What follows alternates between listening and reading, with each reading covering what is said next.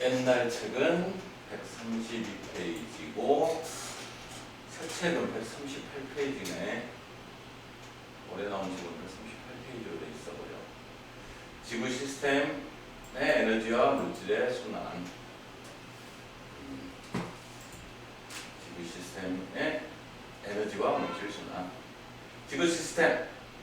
자, 먼저 태양계, 태양계 안에 태양이 있고, 행성 8개, 수금지형, 토, 천, 해까지. 그 다음에 위성들도 많고, 소행성, 어디하고 어디 사이에 있는지 알아? 소행성 위치? 모르지. 화성과 목성 사이에 소행성이 많네. 한 3,000에서 5,000개 정도 있어.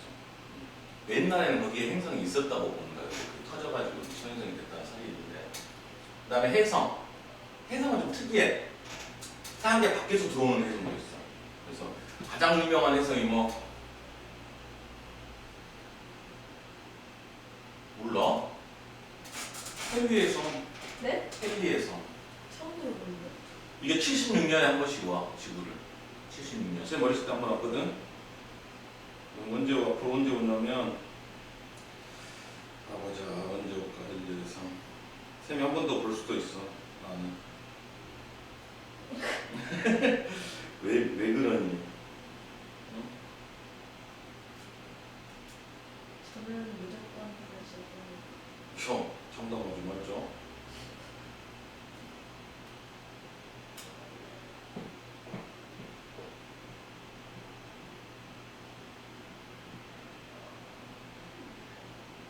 이게 왜 유명하냐면 76년을 주기로 매년 찾아오니까 유명해. 언제 오지? 몇 년도에 지나갔더라? 1986년도에 지나갔네. 이게 1986년도에 헬리에서 지나갔거든. 쌤이 12살에 지나갔어. 근데 앞으로 나오는 게 2061년. 몇 년 남았냐? 39년 남았잖아. 쌤이 39만 더 살면, 39만 더 살면 볼 수 있어.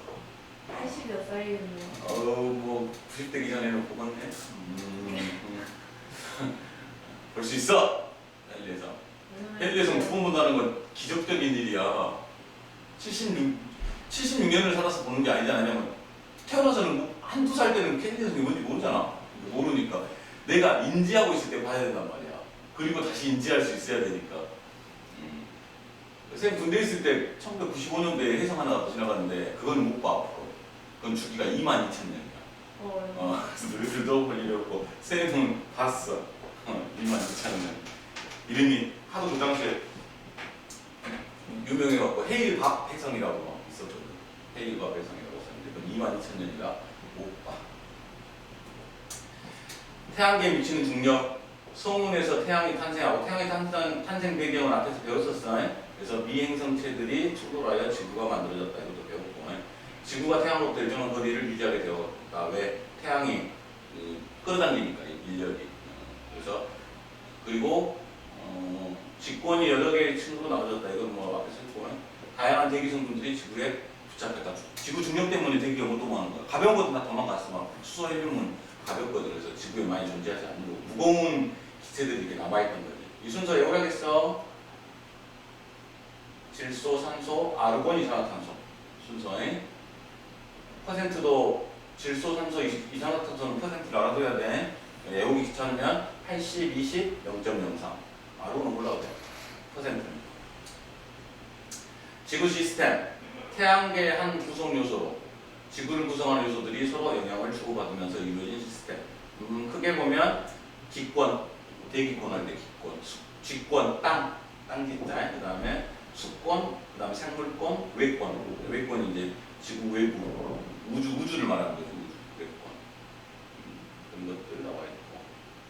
기권, 이거 낯설지 않지? 배웠던 거지.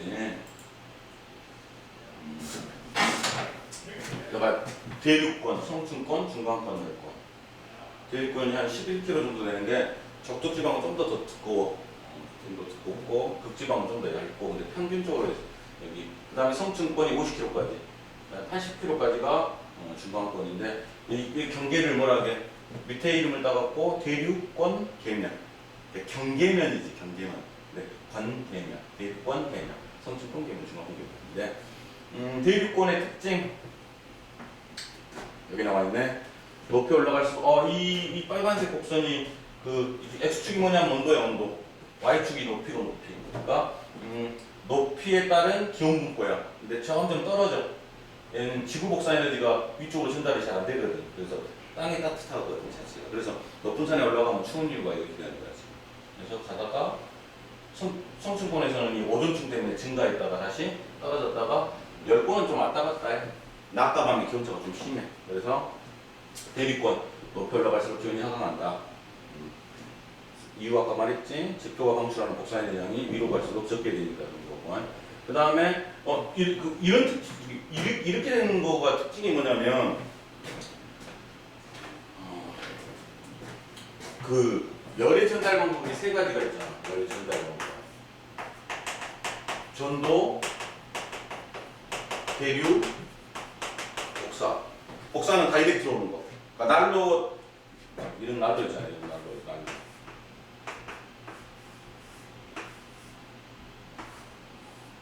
집에 이렇게 있으면 집에다가 이제 피하고 난로를 피우잖아. 그럼 우리가 사람이 이렇게 서 있으면 얼굴로 뜨겁게 난로 피우고 있으면 얼굴 뜨겁잖아. 막. 이게 다이렉트로 오는 거거든. 이걸 복사. 대표적인 게 태양 복사 에너지. 태양 복사 에너지가 태양에서 중간에 아무것도 없는 게 다이렉트로 오는 걸 복사. 그 다음에 전도는 뭐야? 전도는 여기다 불을 지피면 너가 만약에 쇠라고 생각한다면 여기도 따뜻하잖아. 앞으로 열을 전달해 주거든. 그러니까 전도. 주로 뭐 고체 물질은 전도가 주로 많이 되죠. 왜냐면 고체 자체가 움직이질 않거든. 그 다음에 대류는 뭐냐면 움직일 수 있어야 돼. 그러니까 액체나 기체가 가능한 거야. 움직일 수 있어야 되는데 대류의 포인트가 뭐냐면 대류의 포인트는 밀도야. 밀도. 밀도가 뭔데? 밀도는 부피분의 질량이야. 그러니까 온도가 올라가면 질량은 안 변해. 입자 자체에 뭐 물질의 양이 변할 일이 없다고 자체가. 근데 뭐가 문제냐면 입자끼리 거리가 멀어져요. 거리가 멀어지니까 부피가 팽창해. 온도가 상승하면 부피가 팽창하니까 밀도가 낮아져. 밀도는 항상 말했잖아. 뜨고 가라앉고에 관련되는 거라고. 뜨고 가라앉고. 밀도가 크면 가라앉고, 밀도가 작으면 뜬다고. 근데 어떻게 돼? 여기 온도가 지표면 온도가 뜨겁단 말이야. 뜨거우니까 부피가 팽창하면서 밀도가 작아진다고. 그러니까 가벼워지니까 공기가 올라가는 거지. 위에는 차가운 거는 부피가 줄어드니까 밀도가 커지니까 위에는 내려오는 이런 순환이 이루어지는 거지. 이걸 우리가 대류라고 하지. 대류. 그러니까 직접 그 공기 분자가 직접 이렇게 이동하는 거예요. 이렇게. 우리가 물을 끓여도 마찬가지야. 물을 끓여도 뜨거워진 물이 직접 이동한다. 뜨거워진 것들. 차가워진 건 내려오는 거. 그래서 액체나 고체만 가능한 거야. 기체가 일반적으로 액체나 기체만 가능하지. 대류가. 물론 멘틀 좀 할 거야. 멘틀도 할 건데 특이하게 고체가 움직이는 경우도 있긴 한데 일반적으로는 흐를 수 있는 거. 이걸 합쳐서 뭐라고 하냐면 유체라고 해요. 흐를 유자를 써갖고 둘 다 흐를 수 있어. 그래서 이 대류 현상은 온도가 밑에가 뜨겁고 위가 차가워야 돼. 반대로 되는 이 구간 있잖아요. 이 구간은 밑에가 차갑고 위가 따뜻하거든. 그러면 차가운 게 밑에 있으니까 얘는 안 움직여. 그러니까 이쪽 구간은 그 성층권은 층이 안정돼 있어. 그래서 안정돼 있다는 포인트야. 그래서 성층권에 보면 대류가 일어나지 않으니까 매우 안정적이라고 자체가. 그러니까 이렇게 돼 있냐 이렇게 돼 있냐가 엄청 틀려지는 거야. 재밌는 예로 지금 대류권이 막 이렇게 돼 있잖아. 지금 대류권이 좀 이렇게 돼 있는데 그 겨울이나 이게 늦가을이나 겨울쯤에 어떻게 되냐면 너무 추워가지고 바닥이 먼저 차가워지는 경우가 생기거든. 그러면 이 그래프가 이렇게 꺾이는 경우가 생겨요. 이렇게. 밑에가 그 겨울에 돼가지고 좀 바닥이 냉각이 좀 돼가지고 바닥이 더 추울 때가 있어요. 여기보다. 그래서 이렇게 된 상태를 뭐라고 하냐면 기온이 어떻게 됐다고 표현하냐면 역전됐다고 표현해요. 원래 이게 정상이에요. 역전되는 상황이 벌어지거든. 그러면 이렇게 해서 아까 뭐라 했어? 대류가 안 일어난다 했잖아. 자체가. 그러니까 이때 이게 아침일 거 아니야, 새벽에. 서울 같은 대도시 같은 경우는 이때 매연 같은 게 어쩌겠어. 안 움직이니까, 여기가 안정돼 있으니까 공기가 머물러 있다고. 아침에 서울 대도시 같은 데서는 조깅하는 게 건강에 안 좋아. 오염되어 있는 공기가 그대로 남아있기 때문에 자체가. 그래서 나중에 이제 10시 되고 11시 되고 따뜻해지면 다시 이게 정상적으로 오지. 그럼 이제 그때는 대비가 일어나지. 그러는 거예요. 그래서 초겨울이나 늦가을쯤에 좀 대도시 같은 데서는 운동 안 하는 게 좋아. 기온 역전 현상이 일어날 때. 그리고 또 이때 뭐가 또 많이 일어나냐면 밑에가 차가워지거든? 차가워지면 물방울들이 순간적으로 응결이 돼갖고 안개가 껴. 안개가 끼면서. 역전됐을 때 안개가 많이 끼지 자체가. 그러니까 원래 구름이 위에서 생겨야 된다고 차가워가지고. 근데 밑에서 생긴 구름은 뭐라게? 안개라고 하지. 이때도 기온 역전일 때 발생합니다. 안개 생긴다는 날씨가 말도 아니? 그냥 기온차가 심하다는 얘기거든. 낮과 밤에 기온차가 심하다는 얘기니까 낮에는 엄청 덥다는 얘기니까 안개가 꼈다 그러면 그날은 날씨가 맑다는 얘기야 자체가. 그래서 여기서 다이렉트로 오는 거야. 이게 복사 에너지고. 그 다음 이 난로가 공기를 데필 거 아니야. 공기가 데펴갖고 공기가 이렇게 순환되는 거. 이건 대류라고 하는 거지. 그 다음에 난로는 불이 여기서 피워지고 있어도 여기가 뜨겁잖아. 손 대면. 이건 전도고 이 안에서. 이 안에서 전도 대류 복사를 다 설명할 수가 있어. 그래서 대류의 그러니까 대류가 일어난 데는 여기 일어날 거고 당연히 여기 일어나겠지. 근데 다른 점이 하나 있어. 똑같이 대류가 일어나지만 여기는 수증기가 있어. 그러니까 수증기가 있으니까 기상현상이 발생하는데 여기는 수증기가 없으니까 기상현상이 발생하지 않지. 그러니까 여기는 비구름 없지 자체가. 그 차이만 다른 거네. 여기는 안정적이라고 자체가. 열거는 아까도 말했지만 낮과 밤에 기온차가 심하니까 안정됐다고 표현하기 좀 그래. 똑같이 이렇게 돼 있긴 하지만. 그래서 수증기가 존재하고 대류가 일어나므로 이런 기상현상이 발생한다. 이런 나와 있고. 성층권은 갑자기 근데 왜 뜨거워졌냐? 성층권이 뜨거우니까 좀 특이해. 그러니까 원래 성층권에 오존층이었으면 지구는 그냥 이렇게 돼갖고 이렇게 돼야 돼. 다시 똑같이 여기까지는 그대로 이렇게 내려가야 돼. 정상이지. 그리고 이렇게 돼야 돼. 지구가 두 층으로 나눠져야 된다고. 근데 중간에 뭐가 있어버려? 오존이 있는데 이 오존이 화학기호 O3야. 산소 3개가 붙어 있는 거야. 근데 이 오존이 태양에서 오는 자외선을 흡수해버려. 그래서 따뜻해져 버리는 거야. 그래서 이렇게 올라가 버리는 거야. 성층권에서. 오존층이 있어가지고 태양빛을 특히나 자외선 같은 거를 오존에서 흡수해버리기 때문에 성층권의 온도가 높아지는 거지. 그래서 성층권이 아까도 말했지만 높이 올라갈수록 기온이 상승하니까 대류가 안 일어나니까 안정적이다. 자외선 흡수한다고 나와 있고 30km 이 부근에 오존층이 존재하거든 자체가. 그래서 성층권은 안정되기 때문에 비행기가 여기서 날아가다는 거지. 국제선만 그래. 국내에서는 제주도 가는데 여기까지 올라가려면 연료가 더 들어. 그냥 탔다 앉으면 되니까. 근데 국제선은 이 높이까지 올라가. 안정되니까 비행기가 흔들림이 적지 훨씬 자체가. 그래서 비행기의 항로로서 여기 안 나와 있네. 그 다음에 중간권 아까 말했지? 대류 똑같이 일어나지만 수증기가 없으니까 기상현상이 안 일어난다. 그 다음에 중간권의 상부하고 10번 하부 중에 이쪽에서 이제 지구로 유성이 떨어질 때 대부분 여기서 타. 여기서 유성이 타버려. 그래서 근데 안 타고 땅까지 온 건 운석이라고 하고 중간에 반짝하고 사라지는 것은 유성이라고 하고 땅에 떨어지면 운석, 위에서 사라지면 유성. 유성을 다른 말로 하면 우리나라 말로 하면 별똥별. 그러니까 맑은 날 보통 하루에 10개 정도 떨어져요. 항상 떨어져 항상. 맑은 날 보면 밤하늘 보고 있으면 가끔 떨어지는 거 보여. 쌤 몇 번 봤어 유성 떨어지는 거. 근데 이제 계속 관측할 수가 없잖아 사람이. 그리고 순간적으로 사라져. 아 유성이다 할 때 나는 봤지만 니한테 유성이다 할 때 사라져 이미. 그래서 뭐 금방 사라져 버린다. 그 다음에 열고는 높이 올라갈수록 기온이 상승하고 대류가 일어나지 않고 직접 받으니까 뜨겁다는 얘기고 공기가 거의 없겠지 당연히. 그래서 낮과 밤에 기온차가 크고 고위도 상공에서 오로라.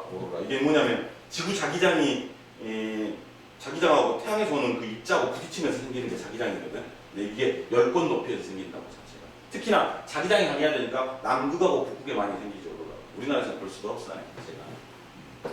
원래 대기권의 두께가 얼마냐면 지금 여기서 600km밖에 안 나왔다는데 여가 80인데 여기 그래서 벌려놓은 거 차이가 있는 거 아닌데 대기권이 1000km야. 대기의 두께가 1000km. 1000km인데 이제 대부분 80km까지가 이거니까 나머지가 다 열권이지 지금. 그리고 공기의 대부분은 이 밑에 다 있어요. 공기의 대부분은 밑에 다 왜냐면 중력 때문에 밑에 다 깔려 있는 거고 위로 올라갈수록 공기가 엄청 희박해지는 거야. 하다못해 우리 히말라야 산맥이 지금 봐봐 대륙권이 11km잖아. 근데 히말라야 중에서 제일 높은 산, 이 에베레스트 산맥이거든. 에베레스트 산이거든. 8,850m야. 이게 8.8km라고 생각하면 되겠지. 여기 밑에 있지 산이. 제일 높은 산이 8.8km니까. 그러니까 요 정도 올라가도 산수가 없어갈 정도니까 자체가. 고산병 고산병이. 이게 대륙권이야. 대륙권에서 이 성수권이 상당히 중요한 이유가 또 하나가 뭐냐면 아까 그 원리를 생각을 잘 해야 되는데 수권을 배울 거란 말이야. 수권을 좀 이따가 이 수권 여기 배우는 이 수권 다음 페이지 보면 네가 팔꿈치로 가리고 있는 부분 거기에 수권을 배운다고. 그러니까 이거는 똑같아. 수권도 깊이에 따른 수온 분포를 그려놓은 거야. 그래프가. 그래서 이 부분이지. 이 부분. 밑에가 차갑지. 위에가 따뜻하지. 그러니까 여기도 안정돼 있어. 자체가. 그러니까 대륙이 안 일어나. 여기가.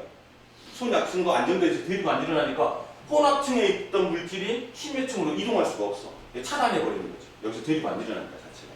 그런 게 포인트지. 매우 안정된 층이다.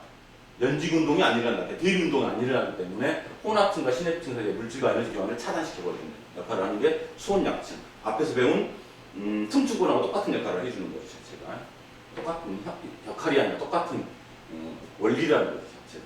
이거 좀 이따 설명할 때 알려야 되겠네. 특징들을 수업 때 배워서 쭉 배우면 된다. 공기의 대기의 99%가 30km 이내 다닌다고 했지? 오존층 높이 정도에 다니까. 전체 두께는 1000km니까 대부분이 다 10번이라고 생각하면 돼. 오존, O3 그게 설명이고 오로라 꼭 한번 보고 싶긴 해. 캐나다라든지 막 이런데 그린란드 이런 데 가서 보고 싶긴 한데 멋있을 것 같긴 해. 영상은 TV로밖에 안 보니까. 기권의 역할 이산화탄소라는 수증기는 원질 효과, 그래서 지구를 따뜻하게 해주는 효과가 있고, 오존층은 유해 자외선 차단. 이건 나중에 지구과학 할 때 또 할 거야. 오존층이 생기고 나서 육상으로 생물체가 올라오기 시작합니다. 그전엔 오존층이 형성되기 전에는 육상으로 생물체가 살기가 힘들었어. 이제 이 거의 대부분의 자외선이 다 막아줘.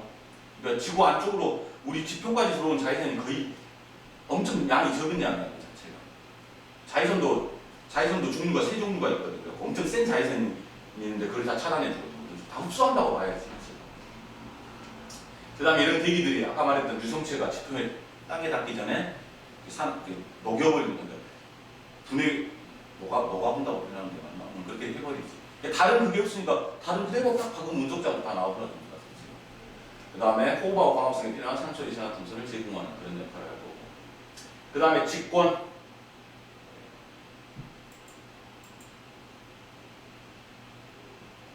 이렇게 생겼다고. 지름은 반지름이 6,400km. 아까 대기권이 몇 킬로? 1,000km니까 이게 6배, 그러니까 이만큼 정도 된다고 보면 대기권이 있을 때요. 지금은 6,400km. 반지름 6,400km. 크게 지각, 멘틀, 외핵, 내핵으로 구별한다. 이 핵을 합치면 핵, 멘틀, 지각 크게 보면 3개고 다시 이걸 분화하면 외핵과 내핵을 구별해 놨습니다. 제가. 그리고 지각이 엄청 얇아. 그냥 달걀로 본다면 그냥 달걀 껍질 정도밖에 안 돼. 지각 자체가 엄청 얇은 거지. 지구 전체로 봤을 때는. 자, 그 다음에 특징을 보자. 이제 그림을 봤으니까 지각. 이건 대륙에 포함되어 있으면 대륙 지각. 해양 바다 밑에 있으면 해양 지각이거든. 두께가 달라. 대륙 지각이 두껍고 해양 지각이 얇아. 아주 얇아. 이 지각은 이 멘틀 위에 떠 있다고 생각하면 되겠어요. 그래서 멘틀 지각. 지각 주로 거치는 당연한 얘기고 대륙 지각하고 해양 지각이 있는데 나중에 이거 구별해야 돼. 나중에 지구과학 넌 무조건 해야 될 거니까 알아도 대륙 지각은 화강암질로 있어. 화강암질 암석으로 돼 있고 그 다음에 해양 지각은 현무암질로 돼 있어. 현무암질. 나중에 무조건 외우게 돼 있어. 대륙 지각 화강암. 누가 더 무섭냐? 해양 지각인데 누가 더 커?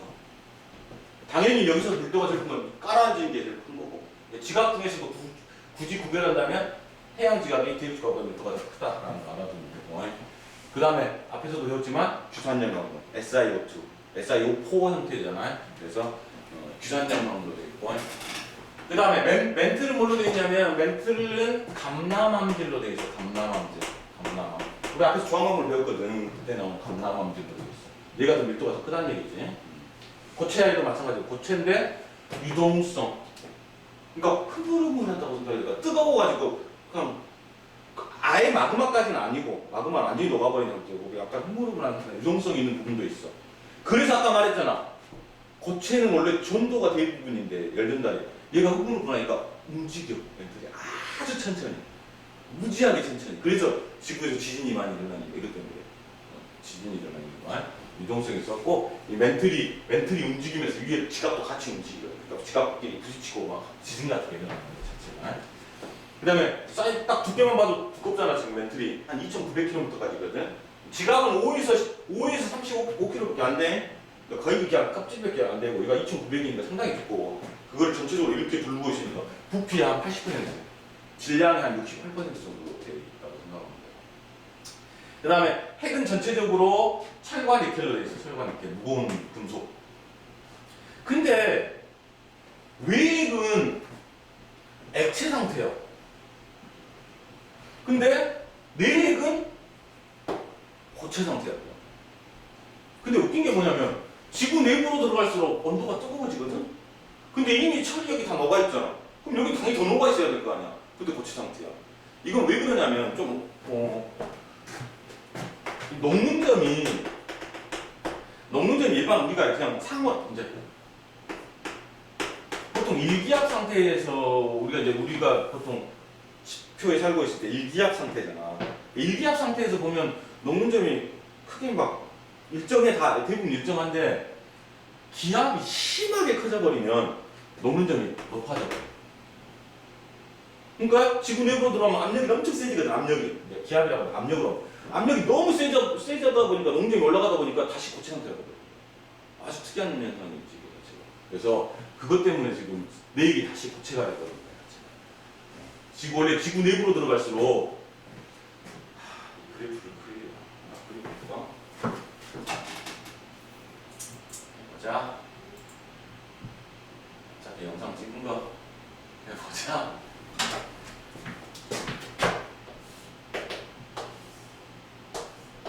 여기가 깊이, 여기는 온도도 될 수 있고 압력도 될 수 있고 막 그러거든. 온도 막 여기서 압력이나 온도는 대체로 막 이런 형태로 증가해요. 전반적으로 지구 내부 들어갈수록 온도 압력이 커진다 자체가. 이거 말고 뭐가 있냐면 밀도도 있거든. 밀도는 이렇게 층을 이뤄. 계단 형태로. 왜냐면 매질이 갑자기 달라지니까. 근데 밀도가 증가하는 것들이 생기니까. 밀도는 이렇게 되고. 그 다음에 지진파의 속도 같은 경우가 있는데 지진파의 속도는 얘가 2,900km. 이게 S파. 그 다음에 P파는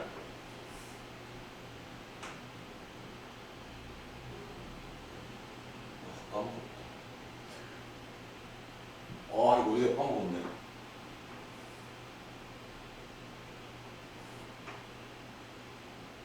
증거 같은데. 이렇게 되나? 이렇게 되나? 이게 속도가 한 거. 그러니까 달라져 속도가. 왜 속도가 왜 달라지냐면 매질이 틀려져서 달라지거든. 근데 S파는 2,900 이하로는 안 나가. 왜냐면 S파는 고체만 통과하거든. 근데 P파는 고체, 기체 다 통과할 수 있기 때문에 P파는 다 나타나는데 그 다음 나중에 이거 다시 가르쳐줄게. 지금까지 영상 찍고 있는데 이게 생각이 안 나오네. 나 진짜 지진판 나중에 다시 한번 해줄게. 중요한 게 또 있거든. 지구 내부를 측정할 때 우리가 인간이 뚫을 수가 없거든 이거를. 인간이 이거 뚫어보게 지금 고작 10km밖에 안 돼. 지구 아까 6,400km가 되잖아. 고작 들기로 뚫는 깊이가 10km, 그 정도밖에 안 돼. 그만큼 뚫기가 힘들어. 압력이 커지거든 뚫을 때. 그래서 지구 내부를 그럼 이거 어떻게 알아냈냐 했을 때 그게 지진파를 썼거든. 지진파를 이용해서 지구 내부가 대충 이럴 거다라고 예측한 거야. 실제로 보지는 못했어요. 그 다음에 이 철과 니켈이 안에서 대류가 일어나면서 자기장을 만들었어. 이 자기장도 엄청 중요해. 지구에 자기장이 없으면 태양에서 오는 우주선이라고 있거든. 나는 우주선 말고 태양에서 오는 위험한 그런 광선들이 있어. 그걸 자기장이 막아줘. 그래서 지구 자기장을 만들어주는. 그래서 우리가 외계 행성을 탐사할 때 그 외계 행성에 물만 있어서 생명체가 존재하는 게 아니야. 물도 있어야 되지. 오존층도 있어야 되고 가운데 핵이 있어 강한 자기장도 만들어줘야 되고 여러 조건이 다 돼야지만 살 수가 있어. 쉬운 일이 아니야. 이게 직권에 대한 일반적인 내용들이지. 오른쪽에 나와 있네. 확대해갖고 이걸 안 봤는데 못 봤네. 아까 말했더니 태양지각, 대륙지각. 지구과학에서는 중요하니까 나중에 알아둬야 된다. 그 다음에 직권의 역할. 뭐 생물이 살아가는데 필요한 물질을 공급하는 건 당연하고 서식처 제공하는 건 당연한 거고 지형 및 대륙과 해양의 분포는 해수의 흐름과 대기의 영향을 대기 순환에 영향을 주고 화산 활동으로 방출된 물질은 기후 변화에 영향을 주고 풍화 침식 작용 및 해저 화산 활동으로 습본에 공급된 물질들은 염류의 근원이기도 하고 원래 염류의 근원은 육지에서 내려간 바닥 강물이 있잖아. 강물에 나트륨 같은 성분이 들어가거든. 그 다음에 해저 화산에 의해서 염소가 나오거든. 그런 것들이 합쳐져서 염화나트륨이 되고 그래서 바닷물이 짠 거고 강물은 안 짠 거야. 이거 그런 것들이 된다. 이게 이제 직권이고 그 다음 이제 수권, 물 뭐 바다하고 육지 비율이 7대3이잖아. 보통 바다가 훨씬 넓어 7대3인데 지표면에 70%를 덮고 있다고 우리. 그래서 수권의 대부분 뭐라고? 해수 몇 퍼센트? 여기 나와 있잖아. 중학교 때도 많이 나왔잖아. 97.2%가 해수. 그 다음에 육수는 이제 짠물이 아닌 물을 이제 담수라고 하죠. 담수.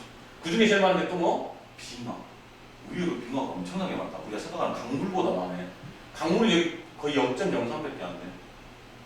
빙하 다음으로 많은 게 지하수야. 지하수. 민물 중에 가장 많은 건 빙하고 그 다음 지하수. 강이나 호수는 엄청 작아야 전체 물로 본다면 해수가 대부분이고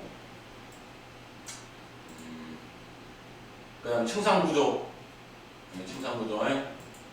당연히 깊이 들어가면 태양 복사에너지가 못 들어가니까 당연히 추우니까 온도가 쭉 내려가. 쭉 내려가다 어느 이상 내려가면 온도가 똑같지. 그러니까 심해층은 온도가 거의 일정하지.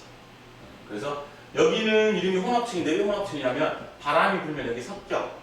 섞이니까 온도가 똑같은 거야 지금 자체가. 위에 바닷물하고 밑에 바닷물하고 바람이 불니까 섞이면서 되는 걸 혼합층. 그러니까 그러면 이게 잘 섞이려면 바람이 많이 불어야 되겠잖아. 바람이 어디가 많이 부냐면 중위도가 잘 불어. 중위도 고압대라고. 중위도 고압대라 왜 그런지 나중에 설명해 줄게. 좀 대기 대순환을 좀 배워야 되기 때문에 위도 한 30도 부분이 바람이 많이 불기 때문에 혼합층의 두께가 두꺼워져. 그리고 이제 우리나라로 본다면 우리나라는 겨울하고 여름하고 비교하면 바람이 겨울이가 더 많이 불거든. 겨울에가 혼합층이 두꺼워. 그런 것도 나중에 지구학에서 할 거야. 나중에 중간고사 되기 전에는 이 부분을 지구과와 관련되어 더 깊이 설명해 줄 거야. 왜냐하면 더 복잡하게 낼 수가 있기 때문에. 마찬가지로 생물도 생물 단원에서 더 깊이 있는 것들, 물리도 마찬가지고 화학도 마찬가지로 원과정을 조금씩 하게 될 거야. 학교에서도 그래서 노트미 잘 해갖고 와야 돼, 그들이. 뭘 배웠는지를.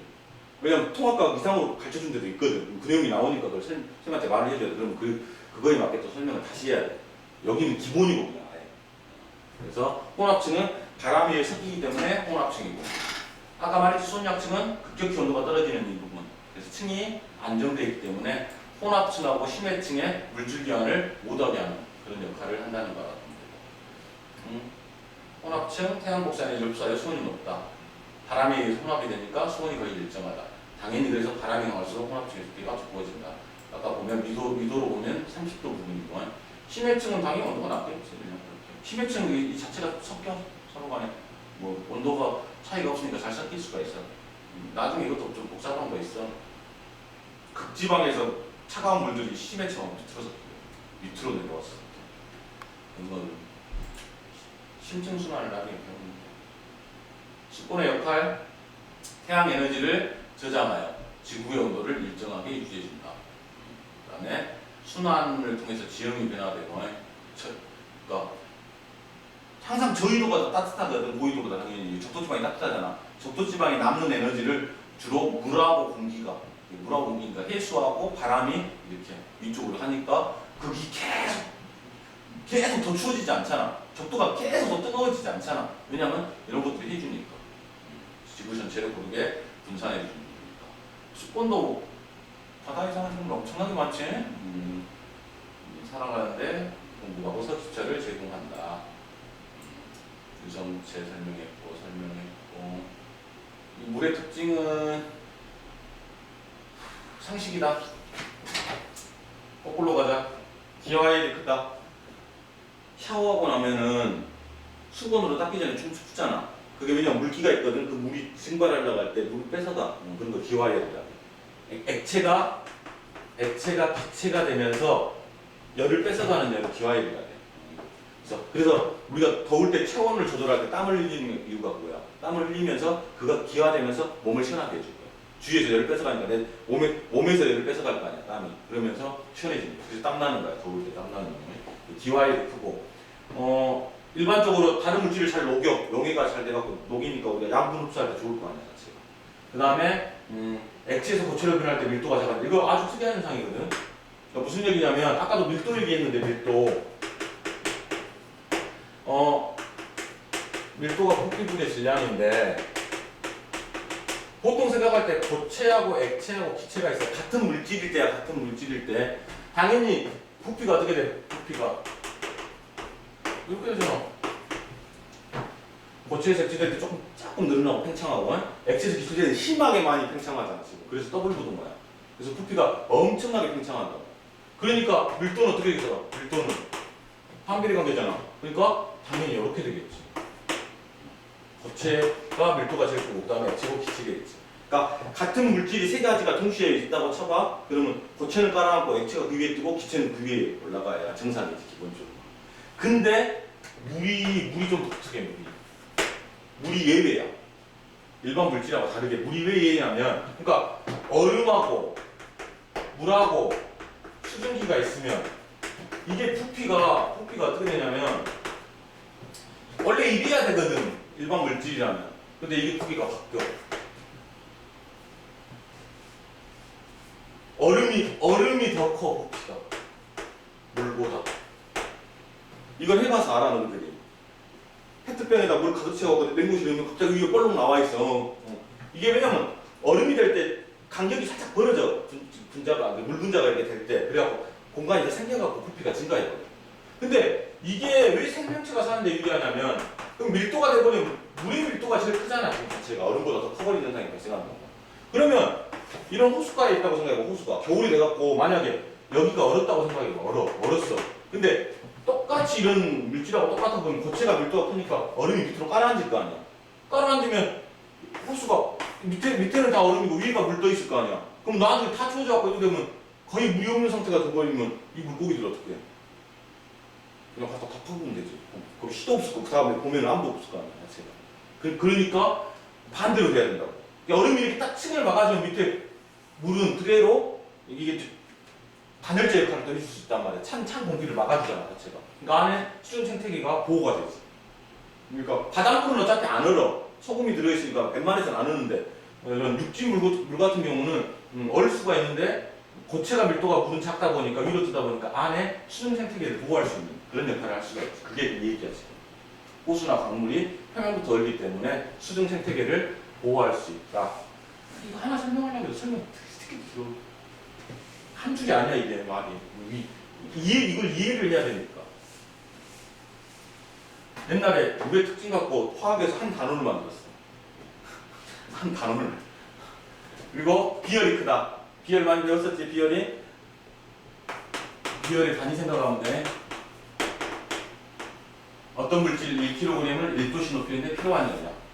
물이 상당히 비열이 크거든? 이게 생명체 체온 유지하는 데 좋아. 그러니까 온도를 올리기도 힘들지만 반대로 온도가 떨어지기도 쉽지가 않아. 그러니까 체온을 유지하는 데 아주 좋은 거야, 비열이 크다는 게.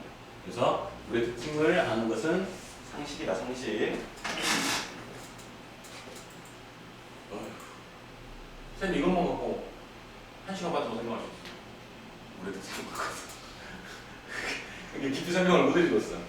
너무 길어지니까. 그게 습권. 그 다음에 이제 웨이권 나올까? 그 다음에 생물권 나오네? 생물권. 지구에 살고 있는 모든 생물로 태양계의 행성 중 지구에서만 있다. 당연한 거구만. 뭐, 새도 있으니까 국권에서 존재하는 물질도, 생명체도 있고. 이건 당연한 얘기고 생명권이 가장 그냥 다 생긴 다음에 생겼으니까. 그 다음에 토양성 미생물이 생물의 사체나 배설물 분해하는 과정에서 토양 성분이 변화되기도 하고 이런 것들은 나중에 생물에서 자세히 배울 거야. 그 다음 외권, 지구를 둘러싸고 있는 기권 밖의 우주 공간. 지구는 우주 공간과 끊임없이 에너지 교환하지만 운석의 물질은 거의 안 들어와. 물질은 에너지는 계속 이렇게 들어오고 또 나가기도 하고 지구 복사 에너지 형태로 나가긴 하는데 물질은 거의 나가지는 않지. 우리가 인공위성 쏘지 않는 이상 인공위성 쏘니까 나가긴 하네. 리프체. 그 다음 외권에서는 태양 에너지는 광합성하는데 그 다음 대기대순환하는데 순환하는데 역할을 하고 그 다음에 지구는 철과 니켈로 구성된 액체 상태의 외기 운동하면서 자기장을 형성하여 지구 자기장은 우주선이라든지 태양풍의 고에너지 입자를 차단하여 지구 생명체를 보호하는 아까 설명했던 부분이에요. 그런 것들이 외권하고 좀 관련돼 갖고 되는 것들이지. 이거는 뭐 당연한 얘기다. 읽어봐. 오른쪽에 지구에만 존재하는 적정한 온도 그 다음에 물이 있고 막 하고 자기장도 있고 오존층도 있고 그러니까 살 수가 있는 거라고. 나머지는 그렇게 못했다는 얘기지. 됐수. 그 다음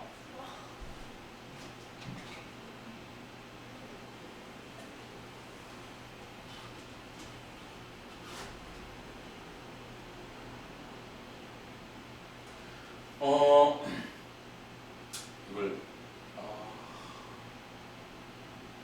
잠깐 끊었다가 그냥 할까? 어차피 하긴 해야 돼. 135페이지까지. 끊어요.